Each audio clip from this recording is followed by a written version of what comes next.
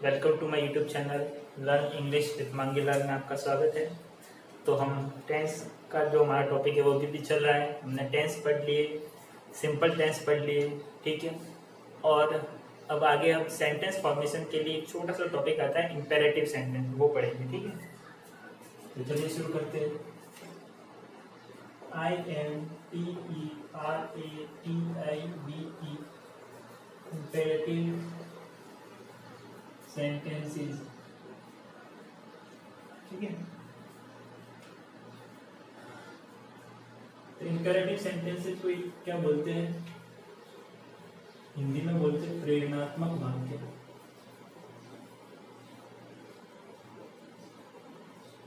ठीक है, अब इन सेंटेंसेस के बारे में आपको कुछ इंफॉर्मेशन दे देता हूँ, ठीक है। पहली बात तो ये सेंटेंस, इन पर टेंस लागू नहीं होता, ठीक है।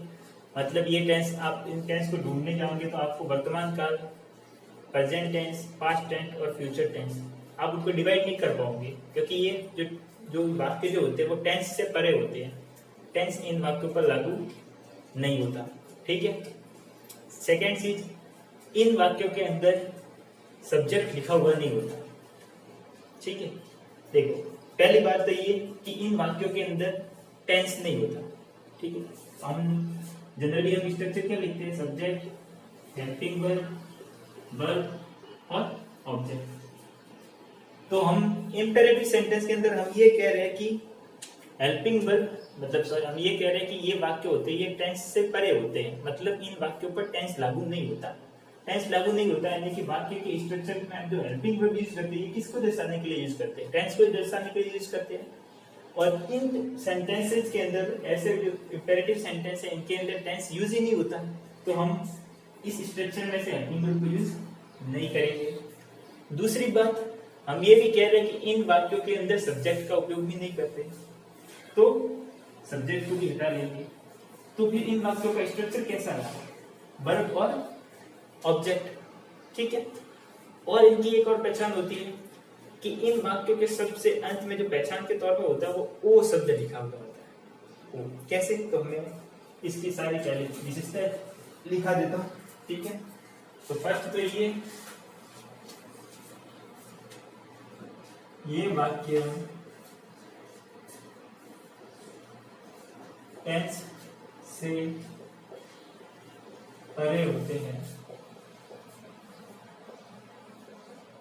मतलब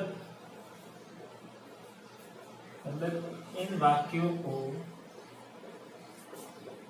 बनाने में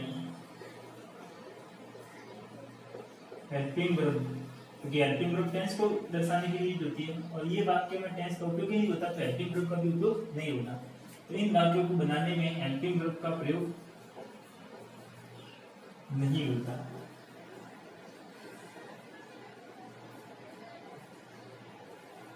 दूसरी बात, इनकी पहचान, वाक्य के अंत में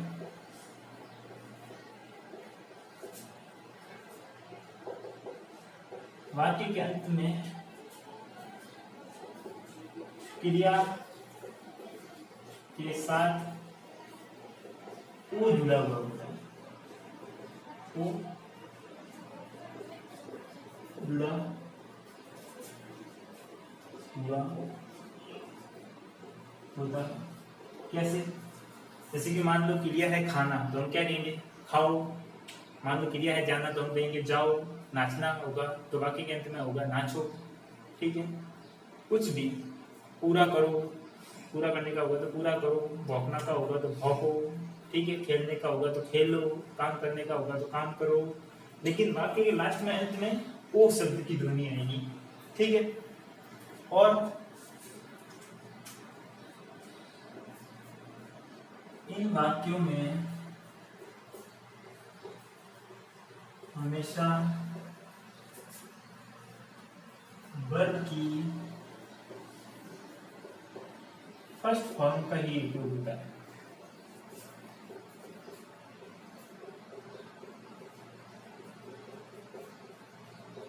ठीक है। और इनका स्ट्रक्चर क्या होगा, फॉर्मूला या इसका स्ट्रक्चर हम बोले तो वर्ब की फर्स्ट फॉर्म और ऑब्जेक्ट, बस ये इसका स्ट्रक्चर है।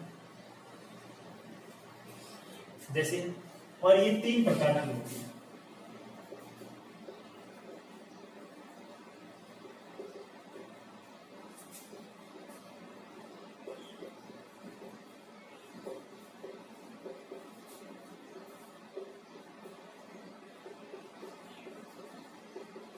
कौन से?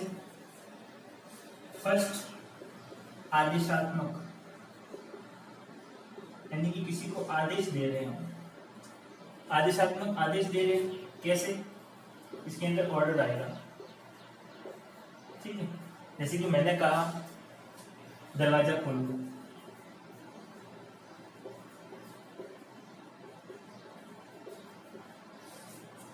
ठीक है। एक पॉइंट वाला लिखाना था, मैं भूल गया लिखाना, वो भी लिख लो कि इन वाक्यों में कर्ता यानी कि सब्जेक्ट लिखा हुआ नहीं होता,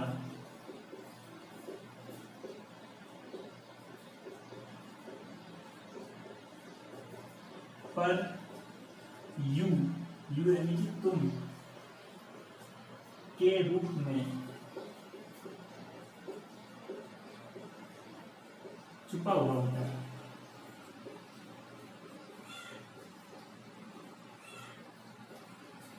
ठीक है, तो मैंने ये कहा कि दरवाजा खोलो, ठीक है। एक वाक्य मैंने लिखा दरवाजा खोलो, या मैंने कहा पुस्तक लाओ, ठीक है। मैंने ये कहा कि पंखा बंद करो। ये तीनों क्या है? आदेश है, तीनों के तीनों आदेश है। दरवाजा खोलो, पुस्तक लाओ, पंखा बंद करो, ठीक है। अब मैं इनको इन वाक्यों के जरिए इन सभी पॉइंट्स को मैं समझाता हूं। कैसे? ये वाक्य टेंस से परे होते हैं, इन वाक्यों को बनाने में अध्ययन वर्ब का प्रयोग नहीं होता, ठीक है। अब टेंस से परे कैसे होते हैं? दरवाजा खोलो, मान लो भूतकाल में कभी आपने किसी को दरवाजा खोलने के लिए कहा होगा, तो भी क्या कहा होगा? दरवाजा खोलो। अब आपको अगर किसी को दरवाजा खोलने के लिए कहना है तो भी आप क्या कहोगे? दरवाजा खोलो। भविष्य में कभी किसी को दरवाजा खोलने के लिए कहना होगा तब भी आप यही कहेंगे कि दरवाजा खोलो। मतलब ये वाक्य तीनों टेंसों में हमने यूज किए हुए हैं इन वाक्यों को, और इनको देखने से कुछ भी पता नहीं चल रहा कि ये वाक्य भूतकाल का, वर्तमान काल का है, भविष्य काल का, ठीक है। तो पहला टेंस तो क्लियर हो गया, पुस्तक लाओ, पंखा बंद करो। ये आप आगे भी इनको इसी फॉर्म में यूज करोगे, पहले भी इसी फॉर्म में यूज करते थे और आज भी इसी फॉर्म में यूज करते हैं, ठीक है। तो ये कोई वाक्य टेंस पे या समय पे डिपेंड नहीं करते। तो पहला वाक्य तो ये हो गया कि ये वाक्य टेंस से परे होते हैं। कैसे हो गए होते हैं वो मैंने समझा दिया। दूसरा वाक्य, इन वाक्यों की पहचान होती है, वाक्य के अंत में क्रिया के साथ ओ जुड़ा हुआ होता है। जैसे कि पंखा खोलो, दरवाजा खोलो, तो खोलना क्रिया तो आ गया खोलो, ठीक है, इसके साथ ओ आ गया, खोलने के साथ ओ, खोलो। पुस्तक लाओ, लाना एक क्रिया है तो लाने के साथ आ गया ओ, लाओ। पंखा बंद करो, बंद करना एक क्रिया है तो इसके साथ क्या हो गया? करो, ओ आ गया, करो, ठीक है। तो वाक्य के अंत में ओ जुड़ा हुआ होता है। दूसरी बात, इन वाक्यों में हमेशा वर्ब की फर्स्ट फॉर्म का प्रयोग होता है, वो हम इंग्लिश में ट्रांसलेट करेंगे तो वर्ब की फर्स्ट फॉर्म यूज करेंगे, ठीक है। दूसरी बात, इनका फॉर्मूला वर्ब प्लस ऑब्जेक्टिव होगा, और ये कि इन वाक्यों में कर्ता लिखा हुआ नहीं होता। देखो किसी में भी लिखा हुआ कर्ता नहीं है, लेकिन हम अगर किसी को कह रहे हैं कि दरवाजा खोलो तो पूरा अर्थ क्या निकलता है? हम उसी को कह रहे हैं ना कि तुम दरवाजा खोलो, लेकिन हम तुम शब्द नहीं बोलते।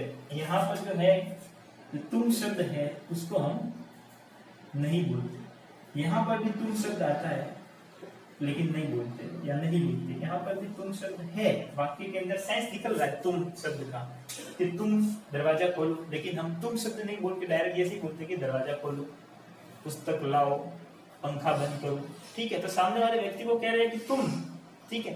तो तुम हम बोलते नहीं है, लेकिन वाक्य के अंदर तुम का सेंस निकलता है, यानी कि सब्जेक्ट दिखा नहीं जाता, लेकिन सब्जेक्ट होता जरूर है, छुपा हुआ होता है। यू यानी कि तुम के रूप में छुपा हुआ होता है।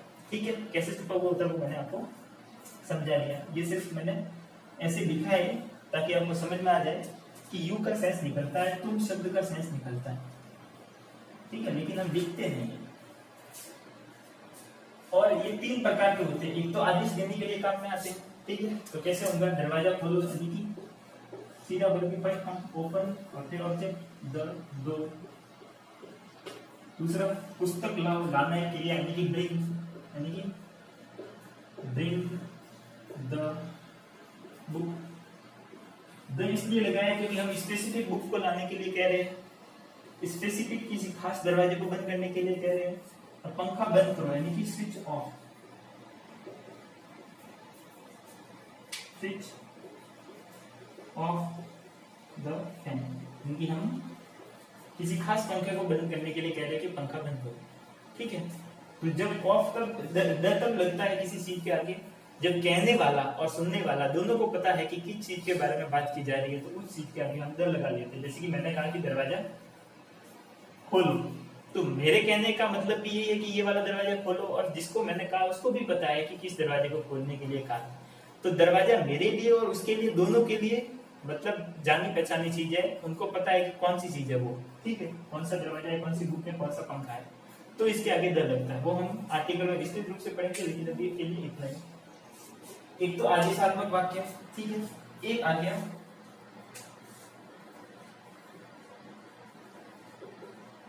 निवेदन वाले वाक्य।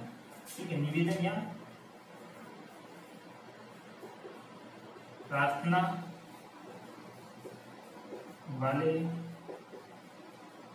वाक्य। ठीक है, यानी कि इसके अंदर हम क्या करेंगे, किसी को रिक्वेस्ट करेंगे। ठीक है, जैसे कि मान लो आपने कहा, ठीक है, कि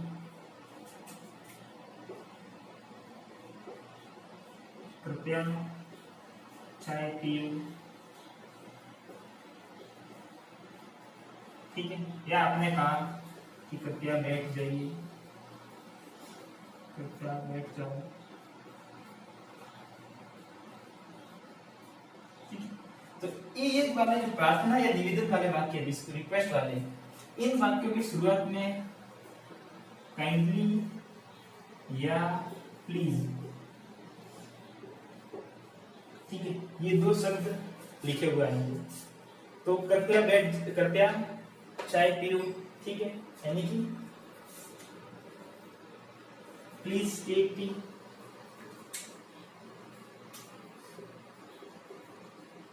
प्लीज टेक टी। ठीक है, अब देखो कई बार लोग होते हैं कि चाय के आगे ड्रिंक लगा लेते हैं।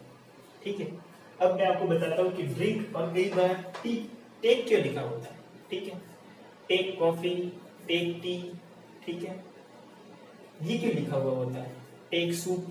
तो मैं बताता हूँ, जिन चीजों को, जिन लिक्विड फॉर्म को, मतलब ऐसी चीज, कोई भी पेय पदार्थ है पीने के वाला, ठीक है, उसको अगर हम सुचकिया लेकर पी रहे हैं, ऐसे सिप सिप मार के पी रहे हैं, ठीक है, तब तो उसके आगे हम टेक लगाएंगे।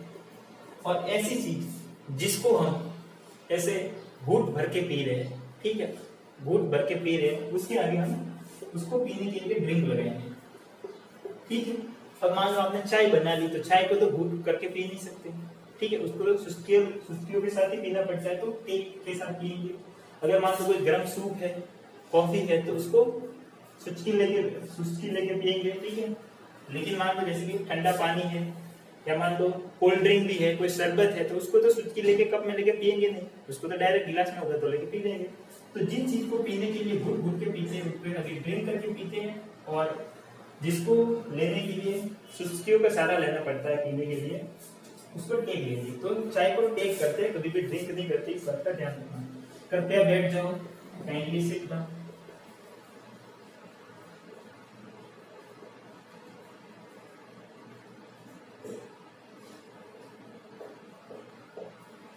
ठीक है, समझ में आया?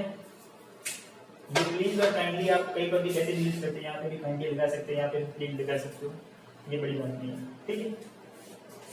तो पहले टाइप का ये कि आदेश देने के लिए भी इन इंपेरेटिव सेंटेंस का उपयोग कर सकते हैं, जिसके अंदर सब्जेक्ट होता नहीं है और वर्ब की फर्स्ट फॉर्म ही होती है और ना ही अंतिम वर्ब होती है, ठीक है। और निवेदन करने वाले वाक्य उनके आगे हमेशा प्लीज या काइंडली शब्द जुड़ा हुआ होता है, ठीक है। तो ये दो हो गए। आप मैं ये वाला मिटा रहा हूँ क्योंकि तीसरे टाइप का लिखना है, तब तक के लिए आप पूरा लिख लो, मैं साइड में हो जाता हूँ एक बार के लिए।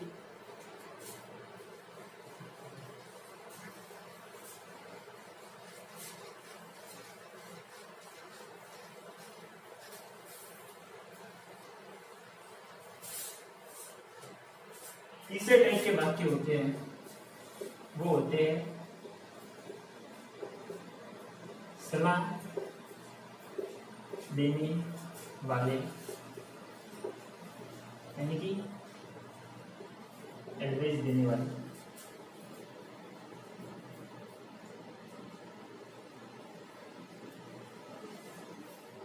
हाँ, एडवाइस देने वाले वाक्य। अब एडवाइस भी दो तरह की होती है, एक तो कुछ करने की, ठीक है, आपने कहा एडवाइस दी कि डॉक्टर को दिखा दो, ठीक है, एक्सरसाइज करो, ठीक है, समय पर आओ, आपने किसी को एडवाइस दिया, मान लो कोई लेट आ रहा है तो आपने उसको एडवाइस दी कि टाइम पर आओ, ठीक है, होमवर्क पूरा करो, ये तो कुछ करने के लिए। और एक सलाह देते हैं कुछ ना करने के लिए, जैसे कि शोर मत मचाओ, ठीक है, शोर मत मचाओ, या आपने कहा किसी को कि पैसे बर्बाद मत करो, टाइम वेस्ट मत करो, ठीक है। तो बहुत सी चीजें होती है, तो एक तो होती है सलाह कुछ करने के लिए कहते हैं, और एक सलाह होती है कि कुछ ना करने के लिए, ठीक है। तो पहले बात तो ये, ठीक है, कि सलाह देते हैं तो उसमें एक टाइप तो होता है किसी कार्य को करने की सलाह देते हैं, किसी कार्य को करने की, ठीक है। जैसे कि ये कहा कि समय पर आओ, समय पर आओ, ठीक, ये एक तो वाक्य दिया। एक आपने कहा मेहनत करो या मान लो कठिन परिश्रम करो,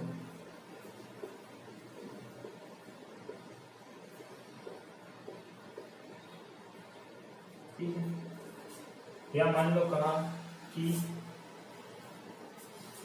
समय पर आओ कठिन परिश्रम करो, या मान लो कहा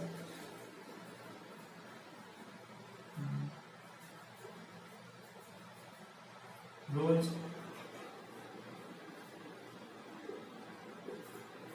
व्यायाम करो, ठीक है। तो ये तीनों सलाह क्या है, कुछ करने के लिए सलाह दी गई है, ठीक है। तो इनको लिखेंगे तो समय पर आओ, देखो समय पर इसमें दो चीज होती है, एक तो होता है इन टाइम, एक होता है ऑन टाइम। इसको भी हिंदी में बोलते हैं समय पर, इसको भी हिंदी में बोलते हैं समय पर, ठीक है। दो चीज होती है, एक तो होता है कि कक्षा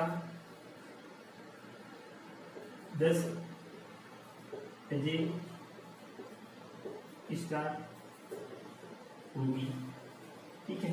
या मतलब ये नहीं, देखिए दूसरा लिख लेते हैं, ठीक है, ठीक, मतलब आप लिखते हैं समय पर परीक्षा केंद्र आओ, ठीक है। अब मान लो हो गया कि समय पर काम पूरा करो, ठीक है। या मान लो कहा कि ट्रेन समय पर आएगी, ठीक है। तो अब इसके अंदर भी समय पर शब्द है, इसके अंदर भी समय पर शब्द है, इसके अंदर भी समय पर शब्द है, तो इन टाइम का लगेगा, ऑन टाइम का लगेगा। जब हमें ये कहा जाए कि एग्जैक्ट मान लो कि घड़ी का ये टाइम है और एग्जैक्ट इसी टाइम पर अगर कोई चीज हो रही है, ना पहले ना बाद में, तो हम ऑन टाइम का उपयोग करेंगे। लेकिन हमें कोई टाइम दिया हुआ है और उस टाइम से पहले पहले किसी चीज को करने के लिए कहा क्या जाता है, ठीक है, तो हम इन टाइम का उपयोग करेंगे। जैसे कि मान लो कि आपको 12 बजे की क्लास है, ठीक है, या मान लो कि सोमवार को क्लास है और आपका होमवर्क पड़ा हुआ है, तो आप क्या करोगे, सर क्या कहते हैं कि समय पर होमवर्क पूरा करो, ठीक है, और होमवर्क सोमवार को कॉपी चेक होगी, ठीक है, सर ने कहा सैटरडे को कि टाइम पर होमवर्क पूरा करना, समय पर होमवर्क पूरा करो करना, ठीक है, सोमवार को कॉपी चेक होगी। और मान लो दूसरे दिन सोमवार को 10 बजे सर कॉपी चेक करेंगे, तो समय पर का मतलब 10 बजे, क्या एग्जैक्ट 10 बजे आप काम पूरा कर लोगे? नहीं, आप उस समय से पहले पहले काम को पूरा करोगे, ठीक है। अगर आप ये कह रहे कि समय पर परीक्षा केंद्र आओ, मतलब अगर मान लो एग्जाम 10 बजे स्टार्ट हो रहा है, तो इसका मतलब ये नहीं कि आप एग्जैक्ट 10 बजे जाओ, समय पर आओ, मतलब 10 बजे से पहले पहले आओ, समय पर काम पूरा करो। यानी कि अगर मान लो आपको 5 दिनों का टाइम दिया हुआ है, तो 5 दिनों के भीतर भीतर काम पूरा करो, 5 दिनों तक लास्ट काम करो, उससे बाद का काम नहीं होगा, ठीक है। और ट्रेन समय पर आएगी, और मान लो ट्रेन का समय आने का 3 बजे, तो क्या होगा, वो 3 बजे से पहले पहले आएगी? नहीं, वो 3 बजे ही आएगी, ठीक है। तो जो कार्य दिए गए समय से पहले पहले करने के लिए किया जाता है या कहा जाता है, उसके लिए इन टाइम और जो एग्जैक्ट समय पर ही होता है, पहले नहीं होता। अगर मान लो आपको पता है कि आज मान लो दिन को 12 बजे किसी चैनल पर मान लो कि ये मूवी आएगी, तो वो क्या होगी, ऑन टाइम मूवी, ठीक है, 12 बजे ही वो मूवी आएगी, उससे पहले नहीं आएगी। तो जो चीज फिक्स टाइम पर ही होती है उसके लिए ऑन, और उस समय से पहले पहले किसी कार्य को करने के लिए कहा जाता है, तो वो इन टाइम का उपयोग होगा। इसके लिए क्या होगा, परीक्षा केंद्र, समय पर परीक्षा केंद्र आओ, तो क्या होगा, come to exam centre in time, ठीक है, समय पर काम पूरा करो, या मान लो समय पर होमवर्क पूरा करो, तो क्या आएगा, complete the homework in time,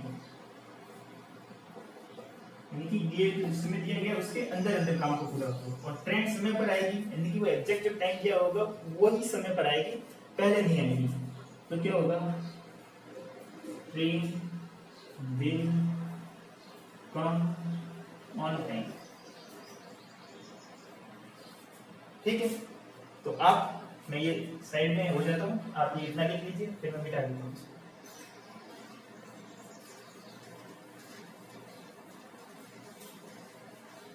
ठीक है, तो ये हम पढ़ रहे थे इम्पेरेटिव सेंटेंस में तीसरे प्रकार के वाक्य, सलाह वाले वाक्य। और सलाह कौन सी, किसी कार्य को करने की सलाह, जैसे कि समय पर आओ, तो इसको हम क्या लिखेंगे, इसको लिखेंगे समय पर आओ, यानी कि कम इन टाइम, ठीक है। कठिन परिश्रम करो, यानी कि डू वर्क हार्ड, या इसको ऐसे भी कह सकते हैं कि वर्क हार्ड, कठिन परिश्रम करो, दोनों ही सही, ठीक है। रोज व्यायाम करो, यानी कि डू एक्सरसाइज डेली, ठीक है। ये तो होगी किसी कार्य को करने की सलाह, ठीक है। अब होगी किसी कार्य को न करने की सलाह, किसी कार्य को न करने की सलाह, ठीक है। लेकिन एक चीज ध्यान रखना, ये वाले जो वाक्य होंगे, ठीक है, इन वाक्यों के अंदर मत शब्द का प्रयोग होगा। मत हिंदी में लिखोगे ना तो मत शब्द आएगा, और इंग्लिश में लिखोगे तो डू नॉट से ये वाक्य स्टार्ट होगा,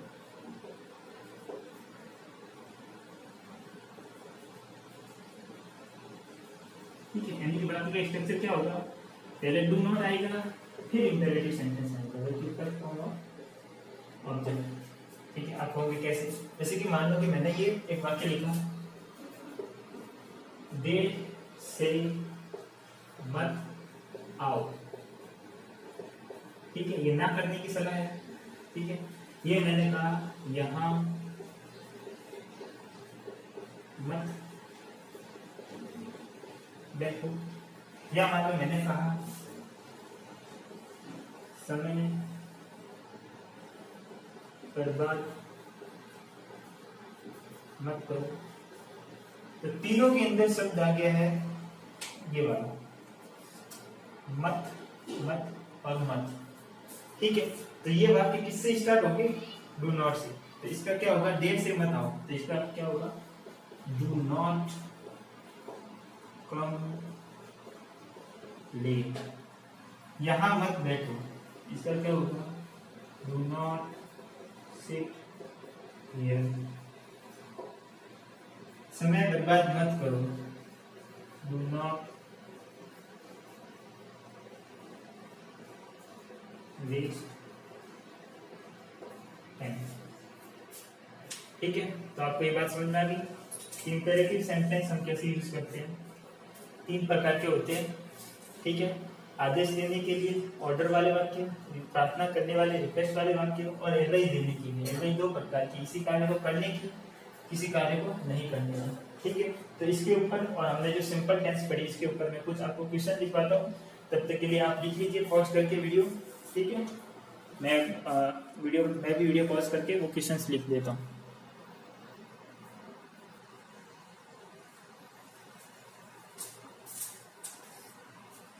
यहाँ पर कुछ सेंटेंसेस मैंने लिखे हैं, जो हमने सिंपल टेंस पढ़ा था वो, और जो इंपेरेटिव सेंटेंस पढ़े वो, उनके अंदर से कुछ मैंने जो लिखे हैं वाक्य जैसे कि है, उनको मैं साइड में हो जाता हूँ।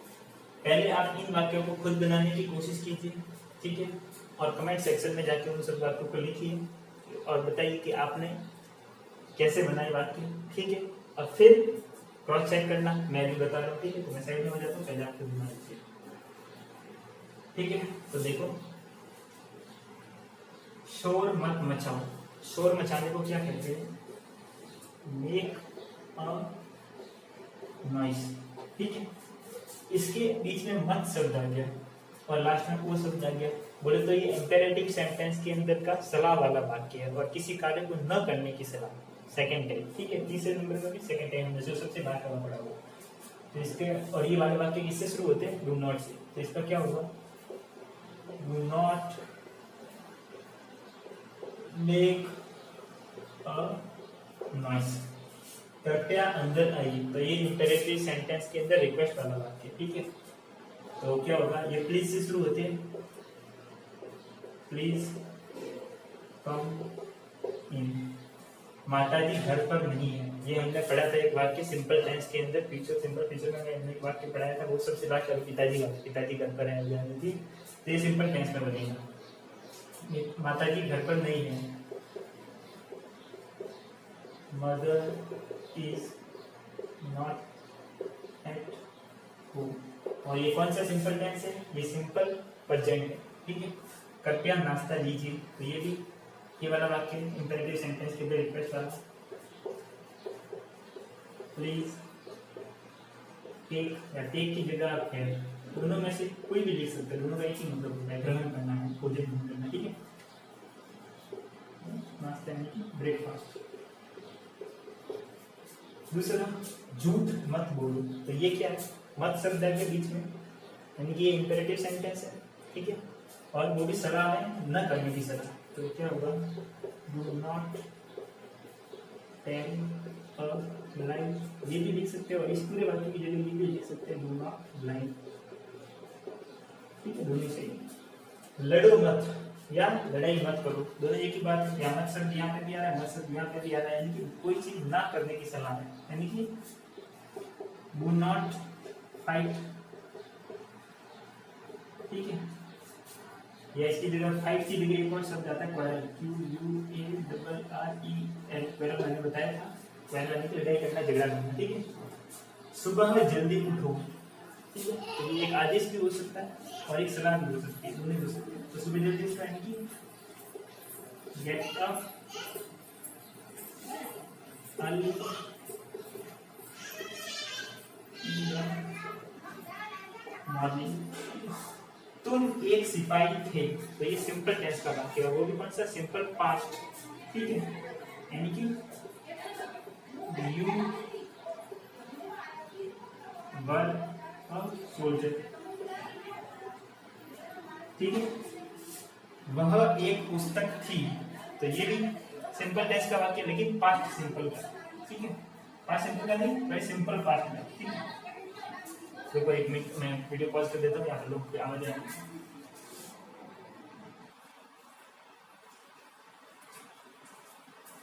ठीक है, सॉरी आवाज आ रही थी तो वीडियो पॉज करना पड़ा। वह एक पुस्तक थी। ठीक है, इसके अंदर मेन वर्ब नहीं है तो ये, लेकिन टेंस से पता चल रहा है तो ये सिंपल टेंस का वाक्य हो गया, सिंपल पास्ट। तो क्या होगा, वह एक पुस्तक थी, इट वॉज अ बुक। यह सोहन का घर है। तो यहाँ पर सब्जेक्ट क्या है, यह, यानी कि इट इज सोहन्स हाउस। ठीक है, और यहाँ पर सब्जेक्ट क्या है, यह घर। दिस इज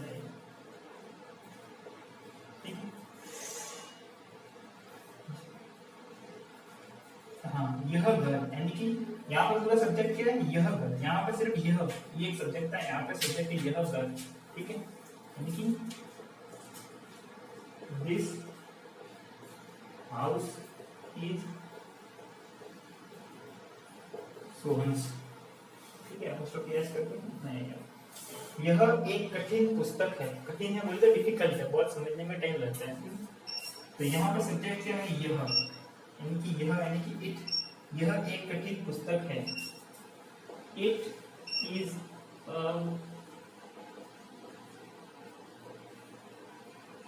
डिफिकल्ट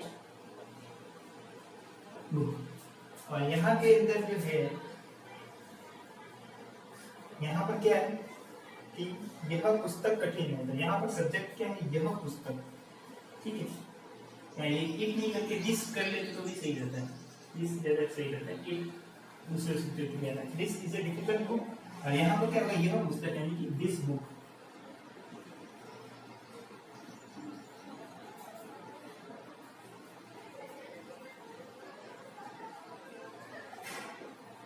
ठीक है, तो ये कुछ सिंपल टेंस के और इंपेरेटिव सेंटेंस की कुछ एक्सरसाइज थी जो मैंने की। ठीक है, तो मैं साइड में हो जाता हूँ, आप इसको उतार लीजिए।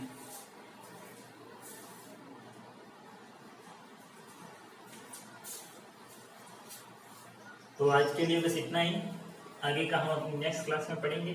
ठीक है, और जो भी पूरा टेंस पढ़े हमने, सिंपल टेंस पढ़े, इंपेरेटिव सेंटेंस पढ़े, उसके ऊपर हम कुछ नेक्स्ट वीडियो में एक एक्सरसाइज कर लेंगे, ताकि सारा कुछ जो हमने पढ़ा, ठीक है, उसके ऊपर एक हल्की सी एक एक्सरसाइज बन जाए। ठीक है, क्योंकि फिर हम वापस चालू करेंगे WH वर्ड, यानी कि क्वेश्चन फॉर्मेशन सेंटेंस, क्वेश्चन वाले जो वाक्य है, WH वर्ड जिसको आप बोलते हो, वो वाले वाक्य, ऐसे सेंटेंस का फॉर्मेशन कैसे किया जाता है वो हम डिटेल में पढ़ेंगे, बहुत ही विस्तृत से पढ़ेंगे।